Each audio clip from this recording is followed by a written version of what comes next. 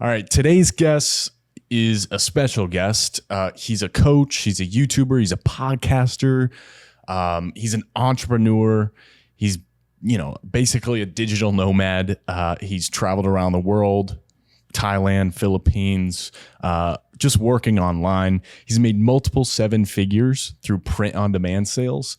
And our guest today is Adrian Vonarx. Adrian, thanks for coming on the Real Results Podcast. Thank you for having me. I'm really excited to be here. Yeah, absolutely. I'm excited to pick your brain today. I always feel super inspired after talking to you, so I'm excited to share that with my audience. Thanks, man. The feeling's mutual. I feel like we've been friends for a couple of years, and we work out at the gym sometimes. I've had you over at my place, and we just have like the best discussions, and they're so unique because so many people, they're going to go out with their friends, they're going to have some drinks, and they're just going to talk about whatever.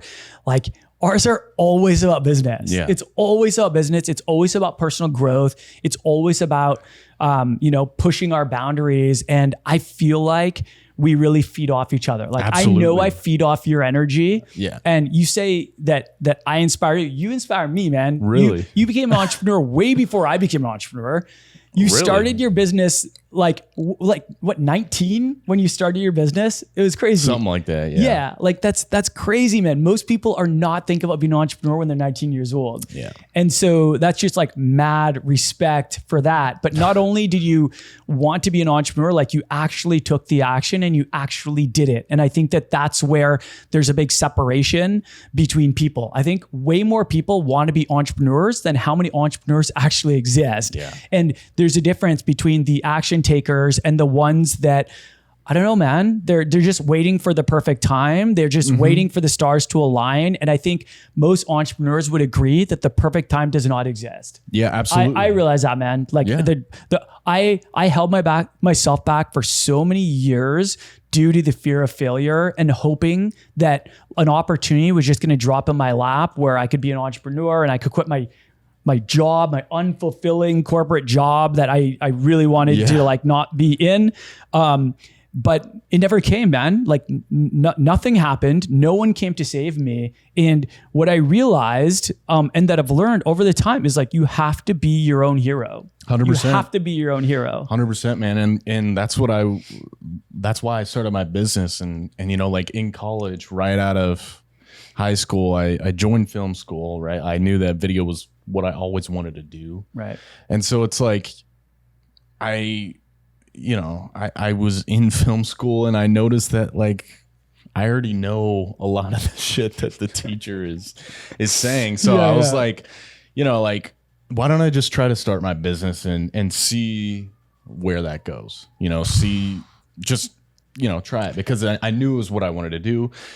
And I got lucky, right? But was it luck though? That's my question. That's my question. And here's I'm a big believer that success is a result of strategy, not luck. Yeah. And I know that you were a student of the game. You were big on learning. You learned from your father. You learned in school. Yeah. You started doing this stuff years before you actually turned into business. Yeah. This is what I mean by inspiring, man. At 8 years old, I was watching cartoons. Yeah. I wasn't doing. Well, so was I, but. Yeah. But I wasn't thinking about entrepreneurship. Yeah. Right. And so I love that you were a fast action taker. And I feel there's a really good quote that says, I think it's speed follows money, or maybe the other way around, money follows speed. And, action brings clarity. And you didn't just sit back and just consume, which is great. You should learn, right? But the thing is, knowledge is not power. Knowledge applied is power. Yeah. And you actually took it out there. You probably didn't know how it was going to go, but that's the thing. I feel action brings clarity. And that's why one of the best pieces of advice I ever received as an entrepreneur, which I received too late. I wish I received this long before I became an entrepreneur, was start before you're ready. Yeah. Because you just action brought clarity for me, and I'm sure for you too. 100%. And I say I got lucky because I started so young. So I got lucky that I was kind of born into it and that I always knew that it was like what I wanted to do. And so I just got lucky that I had that family that owned the agency who like put me on commercials and like got me all these experiences when I was young. And so like, that's why I say I'm lucky. Because most people like don't really have that luxury. And like a lot of people I feel like are still, you know, at that age of 19 are still trying to figure out what they're trying to do. So sure. But don't you think it's never been easier to learn that stuff online? Like, you've got AI, you can buy online courses, you've got like 100%. Communities, there's just like endless places that you can go and you can learn that stuff from the comforts of your own home.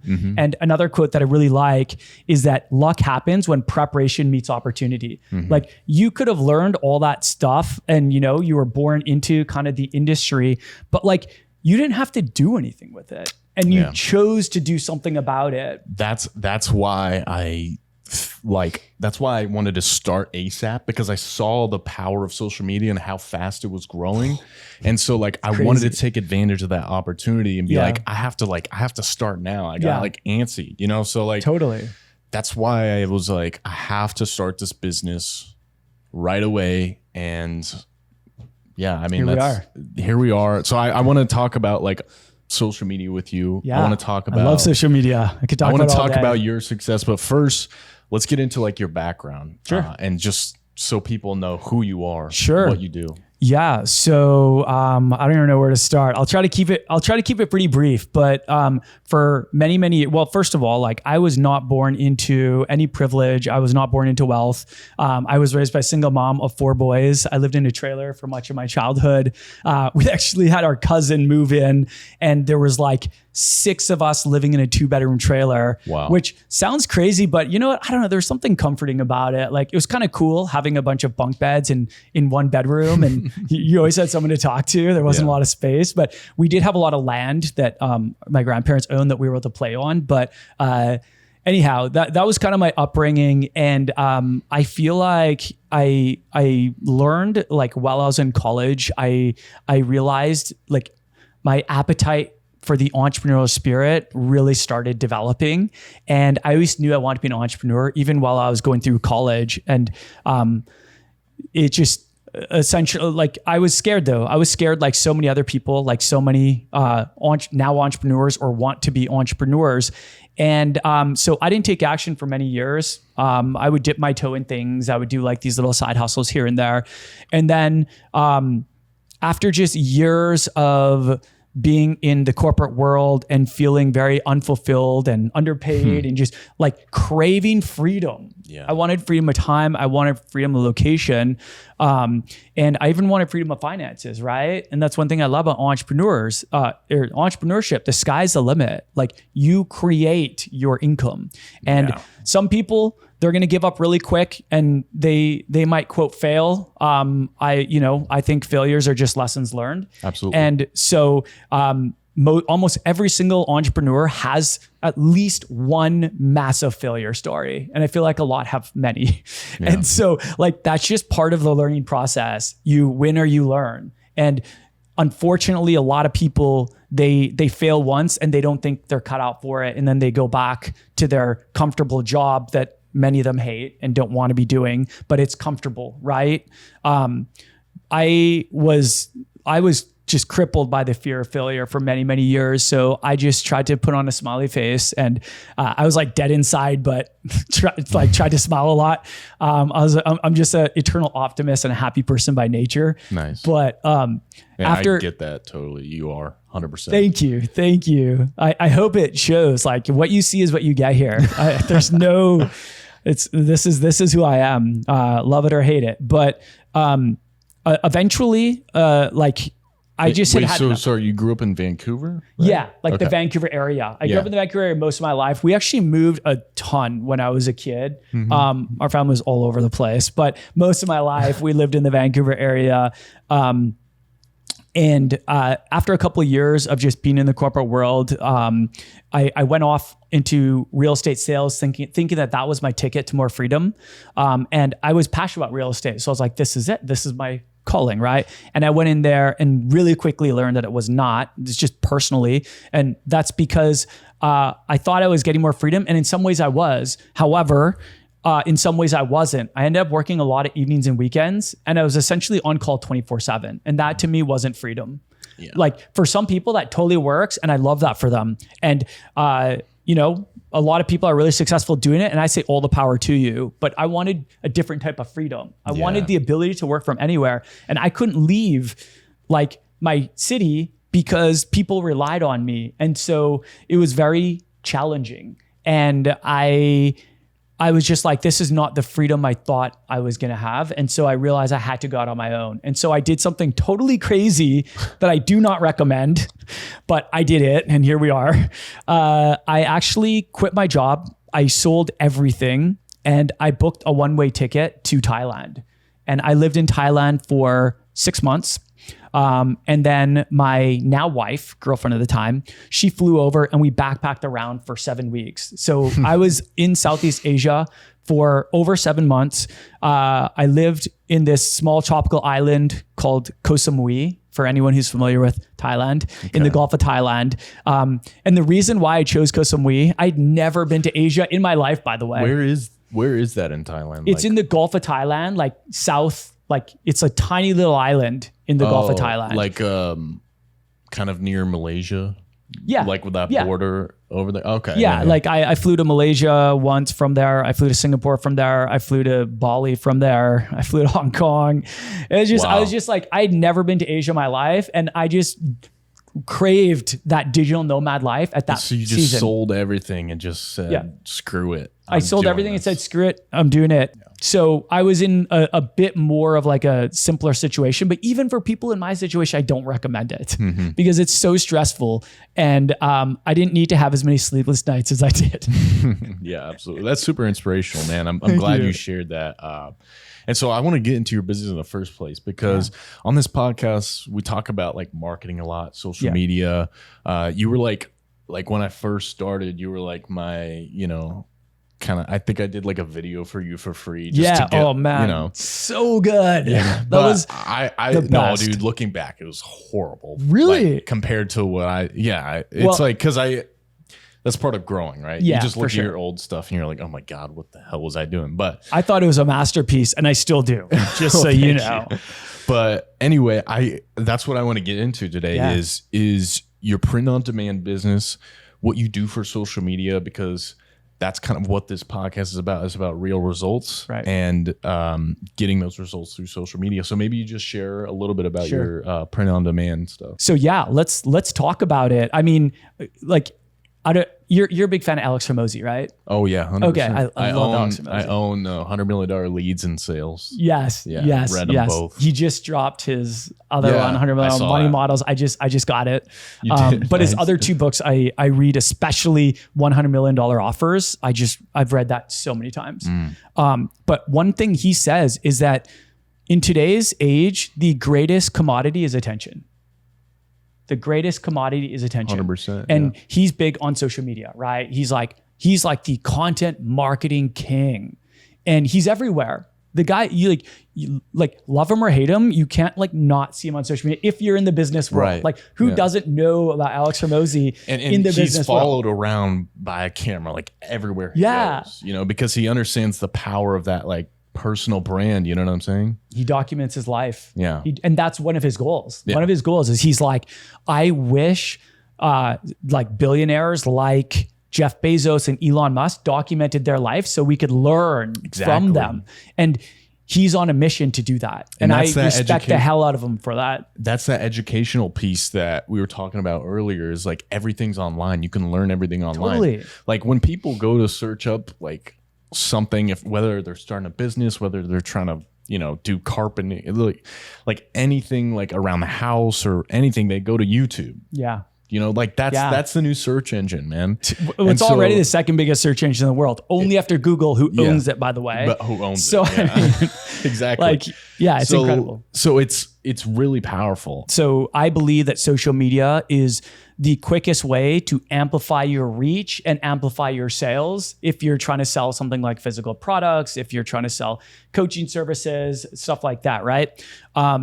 Content marketing is like the new marketing. It's like the new billboard marketing, right? Mm-hmm. And the strategies are always changing, but I still think that social media platforms are still the best ways to market your products and your services. And I know you're big on that too. Yeah. But a couple kind of, I guess, like core strategies that I learned and that I teach are, one, when you're starting a new business, this is what I teach for students who are, I help people make money online with Shopify and print on demand. That's like one thing I do and I love, and I'm very passionate about it because I've been able to escape the rat race by doing that. And now I love to help others do it. But one of the core strategies that I teach is when you are starting a new business, and you're likely a one-man show, which most people are when they first start out, right, is to focus on one primary channel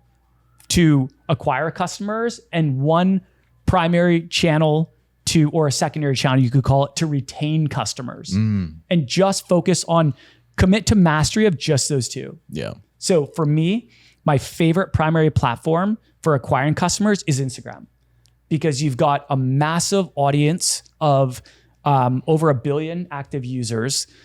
It's like, who isn't on Instagram? Yeah, right. And if you can do content marketing, but you can also run ads to get in front of your target audience in record time. I'm talking in a matter of hours, you can be in front of thousands of your ideal customers. Mm-hmm. And so what I recommend for most people is to leverage Instagram as a primary platform to acquire customers, and then leverage email marketing as a secondary platform to retain customers. Yeah. So you need that one platform where there's a lot of people hanging out and congregating, and you have easy access to them. That's a primary platform, right?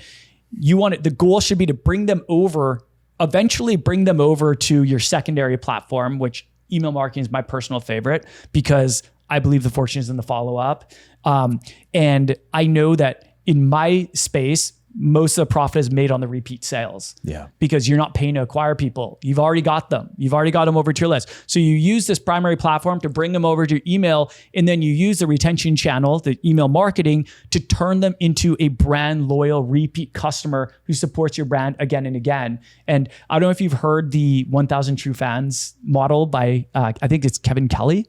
No, I haven't. So long story short, what he says is, you only need 1,000 true fans to make $100,000 in sales or revenue, right? If you can get 1,000 people to spend $100 a year on your products or services, that's 6 figures. That's $100,000, 6 figures in revenue. Now, I don't know what people's profit margins are, depending on the industry. Some are high, some are low, some are in the middle, but that's a pretty damn good position to be in for a lot of people. 100%. And so I'm a big believer in that. Choose one primary platform to acquire, choose one secondary platform to retain, commit to mastery of just those 2 platforms. And then of course, as you master, you can expand out to others, or you can hire people who are specialists in those other areas. Yeah. So those are that's kind of like the foundation of everything I teach.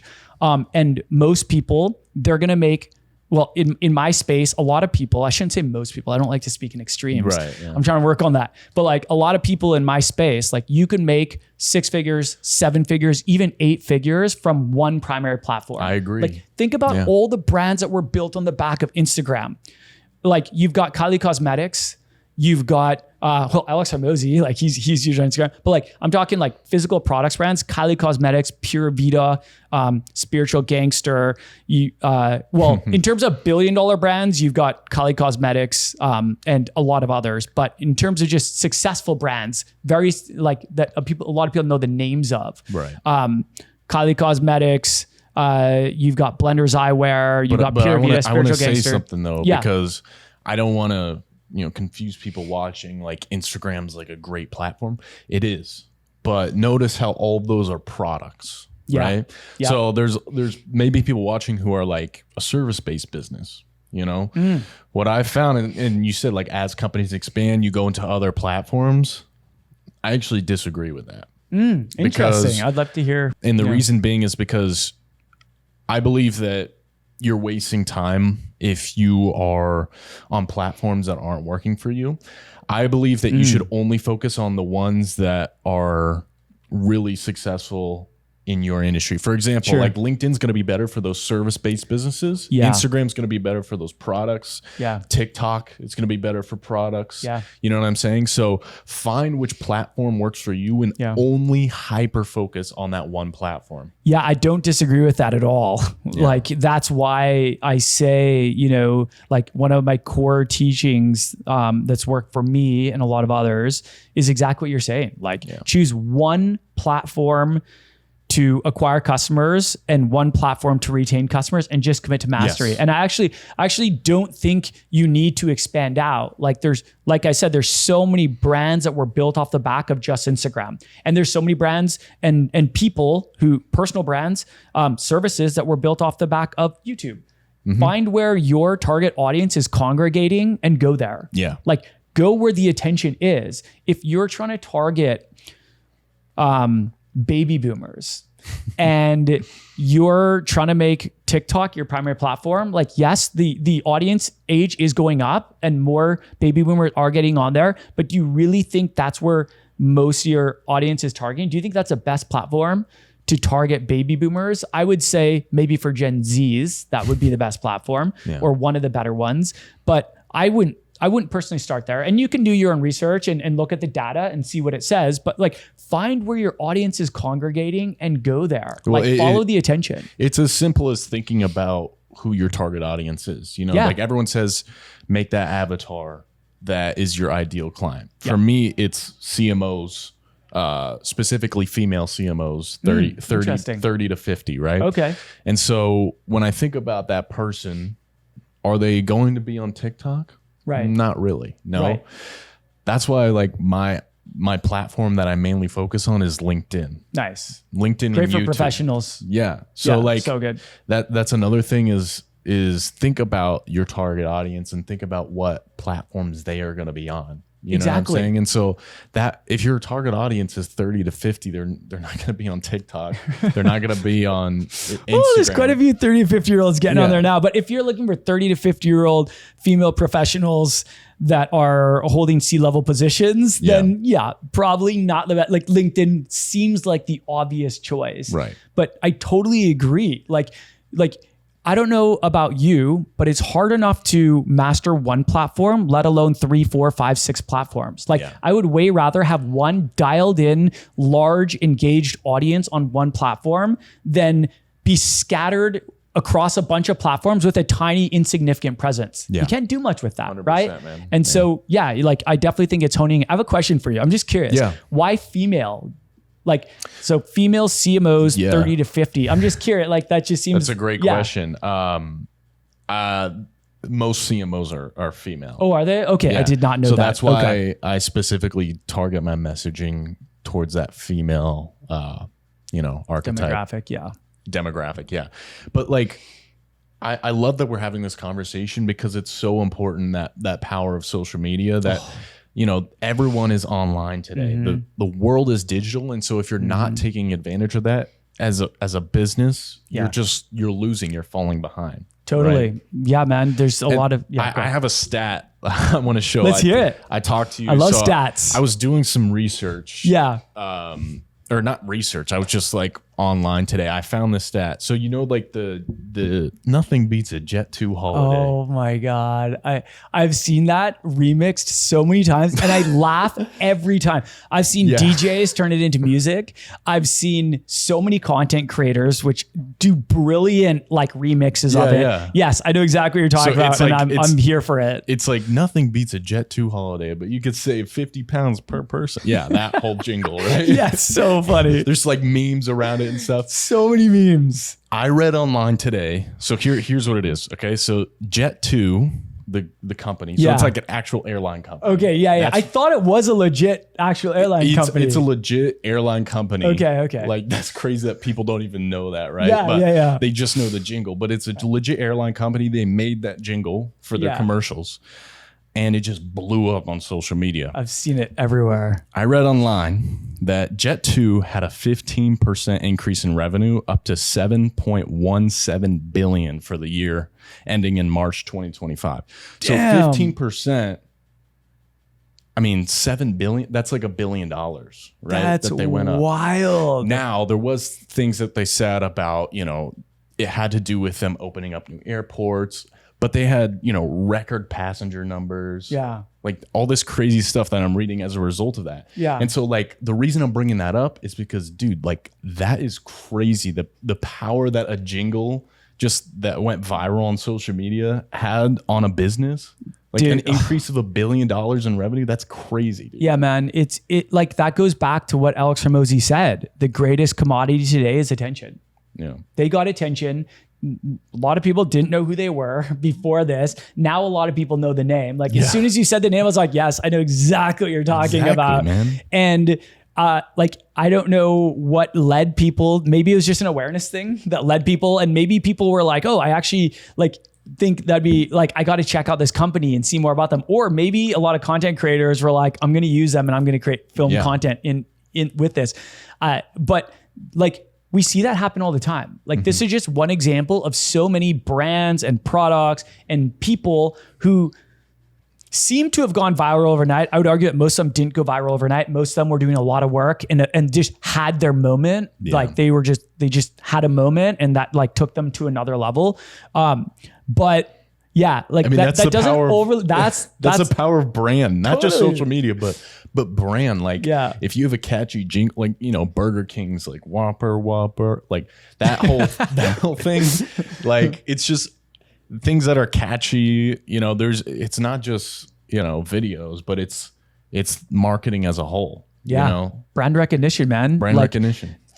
Think of how many more people know this brand exists because they went viral on like a pretty random like meme. Like it's pretty random, but I mean, good for them. That's awesome. Yeah, and crazy. You hear stories about this all the time of brands and products and people that blow up from one big event. And a lot of those brands and products and people, they've been out there grinding for quite a while, and then they just have their moment in the spotlight and they harness it. They just harness that momentum. And so I'm happy for them. As long as they're a legit airline, like I'm happy for them. Yeah, they're in London. They're based in London. That's cool. Yeah.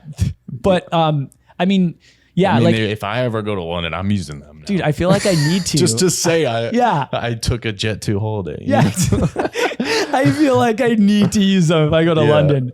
So that's on my bucket list is to like travel the English countryside. So I'll have to make sure that I go on a Jet2 holiday. So I want to go back a little bit to YouTube. Yeah. Like YouTube's a powerful platform. We had like this hour-long conversation the other day, just like super powerful over the phone. But you told me that you get a lot of brand deals. I'm not going to say the exact number. Sure. But, you make a decent amount of money for most people on brand deals. And I want to talk about how to get brand deals. Like, how does that whole thing work? And how can not just people, but companies who have personal brands take advantage of that, or maybe just a digital nomad who wants to be able to travel to the Philippines, travel to Thailand, but they need those brand deals. I mean, this is actually really fun to talk about because I don't think I've ever talked about this publicly with anyone. Yeah, and so I am really big on the power of building a personal brand. And I actually learned that from you. I remember we had a chat a couple of years ago. One summer we were talking, I was in Vancouver, you were here in Phoenix, and we had a call and you were like talking about the power of personal brand. And I was like, man, he knows what's up. He's onto something here. And I decided at that point that like, I wanted to build my own personal brand. And, my main focus is helping people make money online with Shopify and print on demand. And I wanted to build my personal brand around that. And I started a podcast and I put it on YouTube and it grew very slowly, very slowly. We were like, if I got one subscriber in a day, I would be like jumping for joy. Yeah. The podcast was optimized for audio first. and it wasn't necessarily optimized for YouTube. Okay. And so a lot of people, they didn't go on YouTube to kind of look for this kind of content at that time. Like we didn't share any visuals. We like, you know, it was just like two guys talking about Shopify and print on demand. Right.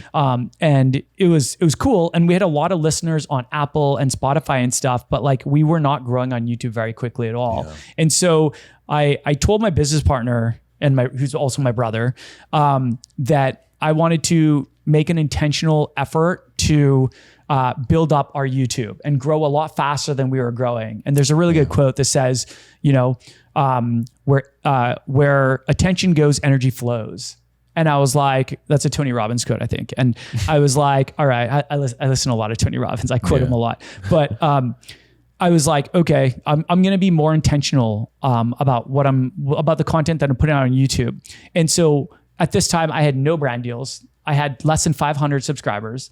I had been posting all these YouTube videos, and I decided, I was like, okay, I already am on niche. Like I already only talk to people who are interested in building a brand on Shopify and print on demand. People who want to make money online with Shopify and print on demand. And I was like, but now I want to get more dialed in with the content, and I want to make it more optimized for the platform. And there was a number of things I needed to do. But one is I committed to a consistent schedule, and this completely changed the game. So I said, no matter what, my goal is to release one new made for YouTube video every single week. And I think on average, I've been able to do that. There were definitely some times where maybe I skipped a week and maybe I did 2 the next week or something like that. But I've been like quite consistent since I started doing that. And that alone was a game changer because I was showing up for my audience every single week, and they learned to know that they could expect content from me. Secondly, I made the content native to the platform. I said, I want to master YouTube. I want to master YouTube. And even though I definitely do not consider myself a master at this point, and I've still got a lot to learn, we've been able to grow very quickly. Like, what are you up to? Like 10K subscribers now? We just passed 8,500. Wow. And for a lot of people, they would think that's really small, and that's fine. But you know what? That was enough to get multiple brand deals, not even 10,000 subscribers. And we have multiple brand deals that we're doing on a monthly basis, like recurring. This is like ongoing, right? And so that was awesome. I was really excited about that. I get to collaborate with my dream clients to market products that I use, love, and recommend to my audience that I hope they will love as well, right? I'm very selective about who I work with because it's very important to me that I don't break trust with my audience. I think we're living in a trust recession, and I never want to break trust with my audience. I say things as it is. If I don't vouch for a product, I will not be marketing it, and I will not be recommending it. And if I find out that they did something and something horrible, then I'll just stop working with them. Right. I just think like trust and reputation is everything these days. And so a couple things that I did. One, I started doing weekly videos every single week. Secondly, I started making optimized for YouTube content. And what I did, I have this, I call it the TAO method. TAO, test, analyze, optimize. Okay. And this is for social media. This can be used on any platform. I'm not some genius. I just found 3 things that were very, very important, and I put them into a cool acronym. Okay. I call it test, analyze, optimize. And so I call this the TAO framework. And so what I did was I started testing content. This is what I would do on any platform, no matter what marketing platform you want to dominate or master. I started testing different types of content. I analyzed, after I had posted a bunch of content, I analyzed the outliers. I looked for what was working and what wasn't. Yeah. And then third, I optimized. I doubled down on what was working and I stopped doing what wasn't. That's beautiful. And I found my voice, right? I found what people were loving and what I love talking about. And it was the perfect marriage. And that totally changed the game for me. And we're growing by about 500 to 1,000 subscribers a month right now, which we're really excited about. I don't need to be at 100,000 subs. I don't care if I'm at 100,000 subs. I just want to have an impact, and I want people to find my content really valuable. And that's my goal: lead with value, over deliver on value. And so we're growing at a rate that I'm really happy with. It's resulted in a number of brand deals. Yeah, and that's just a benefit of having that servant leadership mentality. Yeah. So I want to talk about like how you get those brand deals, right? Like, so do you have to reach out to them? Yeah. Do they reach out to you? How does that all work? Do you need to have metrics in place? Totally. You know what I'm saying? Yeah, you can do either. A lot of people go on the offense. I was purely defensive when I started because like I didn't know where this was going. I actually just wanted to reach more of my ideal customer, right. And be able to help them. So I've got lots of free resources that people can benefit from if they're interested in what I teach. And then I've got my paid personalized coaching program if people are looking for another like extra level, right? And so those were the people I wanted to reach. And that was my sole intention of starting the YouTube channel. I wasn't actually trying to get brand deals. Yeah. It was a result of like going on there, talking about Shopify and print on demand over and over again ad nauseum. Like if you're not interested in Shopify and print on demand, you'll hate my channel. You'll hate it. Don't subscribe. It's going to be, no one wins. You don't win. I don't win. Nobody wins. It's hyper targeted. It's hyper targeted, and that's by design. That's my specialty, man. Like I'm good at a few things and lousy at most. Like most people. So then that's the key, right? Is making sure that you have a hyper targeted audience because those are what brands are looking for, right? Yes. So choose an audience that you want to serve. Yeah. My background, my specialty, what I've been doing for so many years is print on demand and helping people build businesses with Shopify and print on demand. So that's what I wanted to talk about because I'm passionate about it. And so that's all I talked about. And actually, my first brand deals actually came from TikTok because that's actually when, like, as a new coach, I was trying to like grow quickly. And this was a couple of years ago. I think this was like 2021 or something. Okay. And I decided that TikTok was going to be a platform that I was going to master. And so it all started with a 30-day TikTok challenge. I just said, I'm going to post every day for 30 days. And they were horrible. Like it was like so bad. It was super cringe. But you know what? If you look at the first day and you look at the 30th day, it's way better. Yeah. 100%. Because practice makes progress. Yep. And that's the thing. Like a lot of people don't realize, they see all these people that look so polished and they're so good at talking. Like if you look at their original stuff, most of the times it's atrocious. Like I'm embarrassed by like the first time I created content, I had a full on meltdown on the camera. Like my face was red. I couldn't talk. I was super awkward. And so it started there. And that's actually where I started getting brand deals. I started talking about the products that I use, love, and recommend. And I started tagging them. And so I started getting on their radar. This was by design because I was like, you know what? I love this product. I'm going to shout this from the rooftops, whether like they're sponsoring me or not. But you know what? If they see me and they're like, hey, this guy seems to really like our product. Let's reach out to him and collaborate. Yeah. Then of course I'm going to be game for collaborating on products I believe in. Like I turn down probably 99% of all the brand deals that I get reached out to about. Most of them, they're just a horrible fit. It's kind of like they're just sending this to every content creator on the planet. And I'm like, this doesn't even make sense. Like, you know, but like that 1% that like I use, love, and recommend, or that I learn about from my students or from other people, or that I try out. And I'm like, man, this is awesome. Those are the ones that I take. Yeah. And I collaborate with them and I love it. It's like an amazing collaboration because it's super aligned with my target audience. Right. I'm not going to be on there talking about random stuff that doesn't appeal to people who want to make money, that doesn't appeal to people who want to make money online with Shopify and print on demand. It has to be super hyper focused. Yeah. And so this is like I'm in a very niche, but there's also a lot of brands who create products and services for this niche. And in theory, a guy like me who's out there creating content about this is the perfect fit to promote, right? Yeah. They want to get in front of my audience. So you're saying the first step is to just basically rave about them in your videos. So first of all, niche down, commit to a niche. Like my niche is helping people make money online with Shopify and print on demand. Yeah. Secondly, is to start creating value first content. Yeah. Value first content. Like my goal is lead with value. And I'm really big on not gatekeeping. Like everything I teach, I talk about in my podcast, I talk about on YouTube.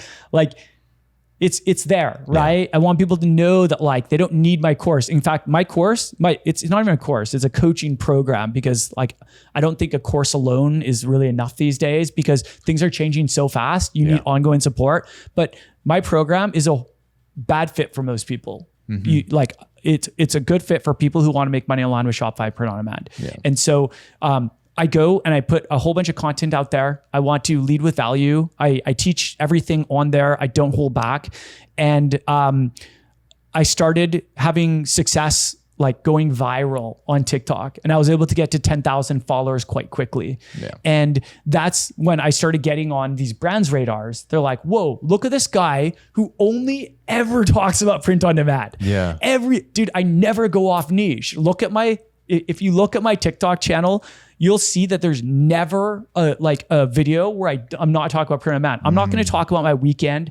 I'm not going to talk about my wife. Like, I love her, but the like boat trip that you're on. Yeah, I'm not going to talk about like anything off topic, because I think people want to, like, they want value. People are seeking value. 100%. And a lot of people, like, that's what captures their attention on social media these days. So that's what I did. I was just like, lead with value. Like, I chose my niche, which was super aligned with my interests and passions.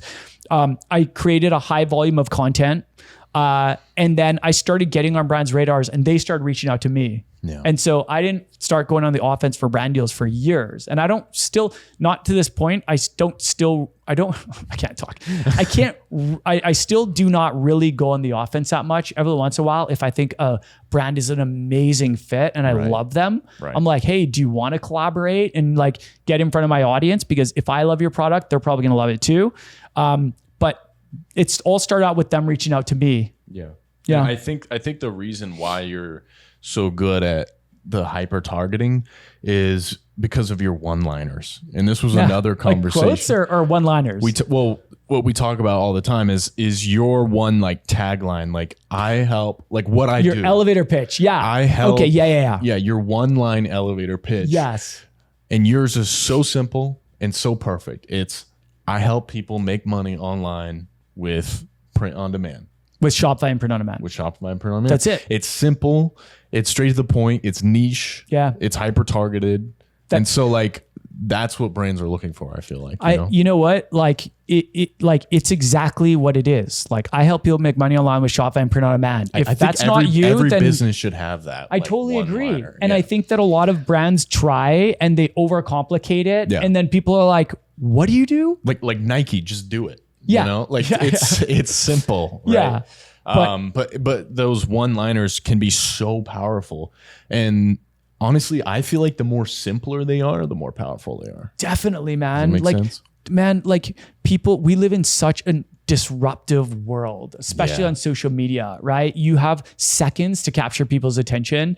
And when they do go on your profile and check you out or go on your website, they're not going to spend very much time on there in most cases. And so you have to like let them know they're in the right place immediately. Yeah. And this is why like my students, I'm like, choose one niche and get crystal clear on your target audience, and then come up with a one-liner, ideally 10 words or less, that explain exactly why you exist and why people should care. Why those people should care. Yep. Let people know they're in the right place. Like, why does your brand exist and why should people care? And this could go for personal brand. This could go for physical product brand. This could go whatever, right?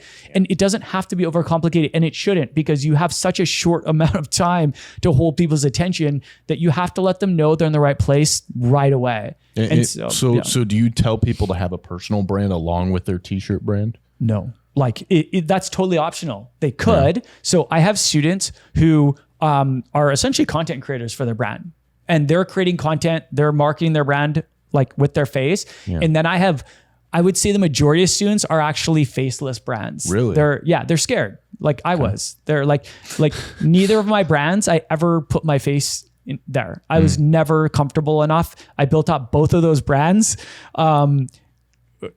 Without ever showing my face, without like anything. Yeah. And so it's possible. I will say in today's day and age where, we're living in this trust recession and people do really like authenticity. People are craving authenticity, I feel like. 100%. And so I do think there's a benefit to putting your face out there. You don't need to. In this example, like I've got students who are never put their face on their brand, and they're really successful. And I was able to like have a decent amount of success without putting my face out there. But I definitely do think you're at a bit of an advantage, because then people start tying like your face to the brand, and like they just start trusting it. It's like, I feel like it's easier to build the trust. Yeah. Do you think every CEO should have a personal brand or no? Man, that's a Based really good off question. of your experience. I feel like a lot of CEOs are building personal brands and they're benefiting hugely from it. I think of Alex and Layla Hormozi, who each have their own personal brands. Right. By the way, there's so many other big CEOs out there who are building the personal brands. Dan Martell, I really like him. I'm reading the book Buy Back Your Time. Oh, yep, I own it, and I read it like a few months ago. Yeah, it's every so good. entrepreneur needs to read that book. Yes, I agree. Tim Ferriss built his own personal brand. Like so many people are building their own personal brands, and a lot of them ended up like artists, musicians, sport athletes, professional athletes. A lot of them are building up their personal brands, and they are like they're getting taken in directions that they might not even have thought. Like you think about like Rihanna, I think she has like a clothing brand or something, or I think it's a clothing brand.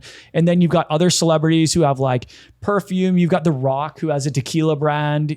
Which I think is valued at over $1 billion or something now. It's something crazy.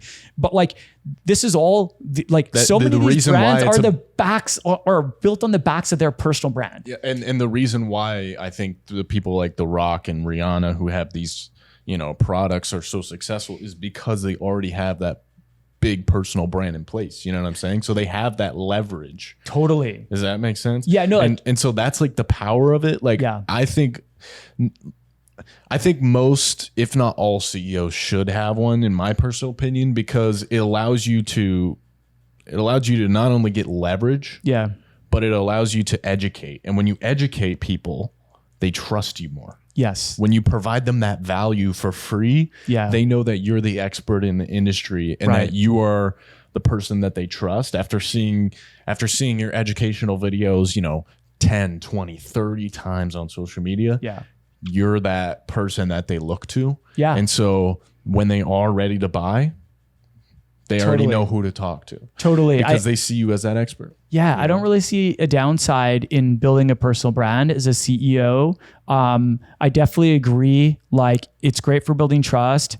It's great for establishing yourself as an authority figure. Like, man, there's so many fake gurus out there today. And it's sad, man. So many people are getting scammed by these people. Yeah. They're giving them their money. They're getting nothing in return.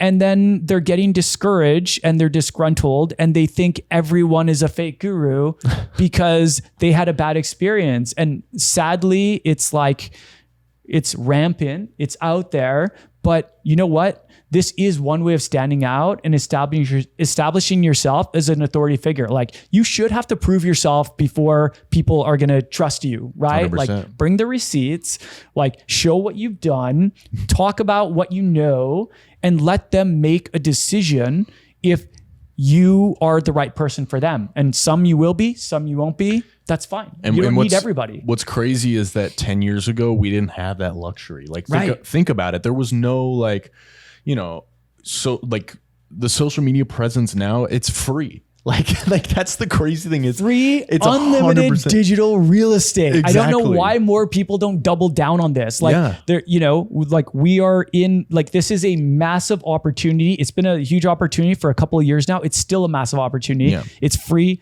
unlimited digital real estate. Anyone can go on there right now and press play and start recording content. Exactly, and in 30 days, you could have 30 pieces of content. You could have 60 pieces, whatever you can commit to, right? Mm-hmm. I do think having committing to a cadence is very important because I think a lot of people, they get really excited and they're just ambitious by nature, but they burn themselves out really quick by saying, I'm going to create 100 pieces of content. I'm going to create 100 videos in 1 week. And then they never do it again. And then they crickets, man, post and ghost. And they're just totally burnt out. It's horrible, right? You know what? If you skip a week or whatever of content, it's not a big deal. Not the end of the world. But that cadence that you said, this is what I teach my clients too. And half the stuff you said, by the way, is what I also teach my clients. That's so I'm awesome. so happy that you're there to reinforce this message. Awesome.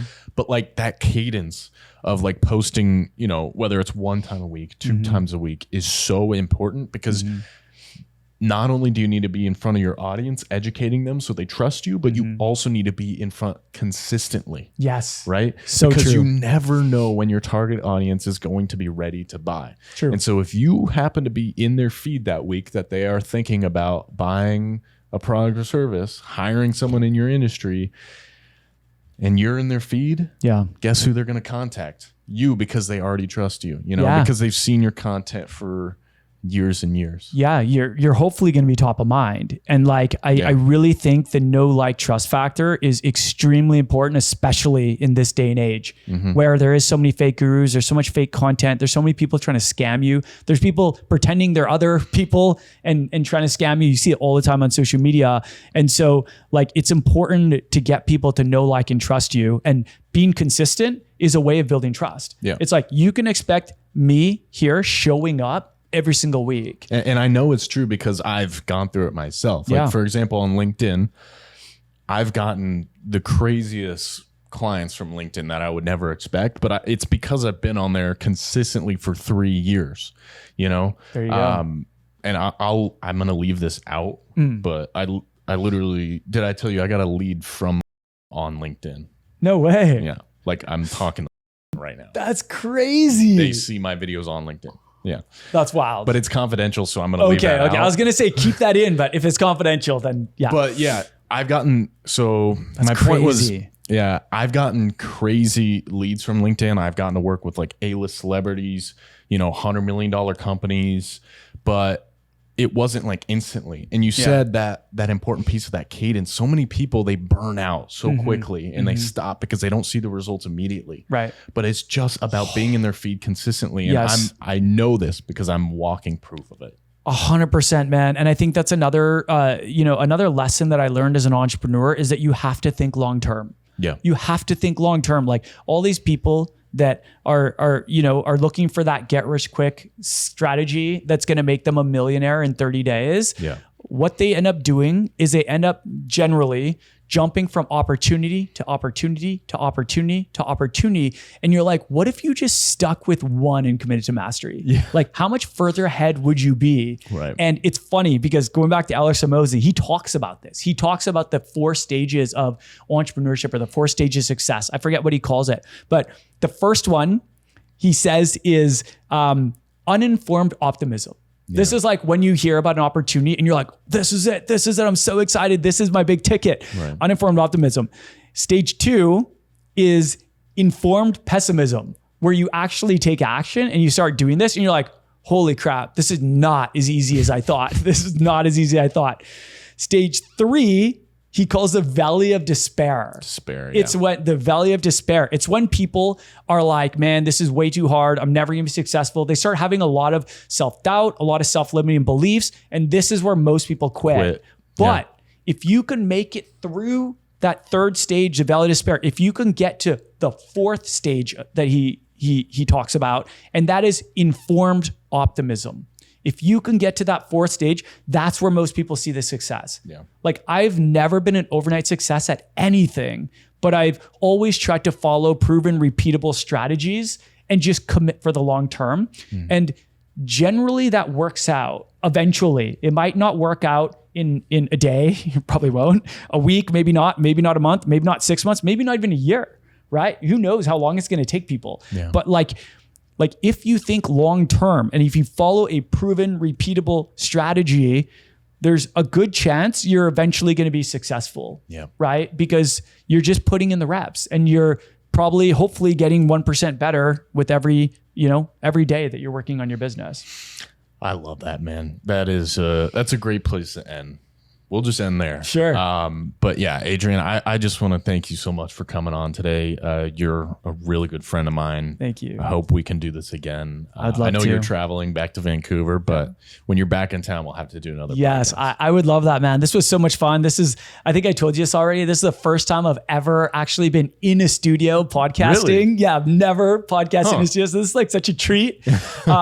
Everything's just like totally unscripted and it's very casual. And I love that. Dude, this is super fun. I feel like you carried the podcast today, but it was fine because I was listening, man. I felt like I learned so much. So thank you. Likewise, man. I feel like the viewers learned too. I hope so. I hope they got a lot of value out of this. Like I told you, like I don't believe in gatekeeping. It's like gold up front. I lead with value. I think that's the way.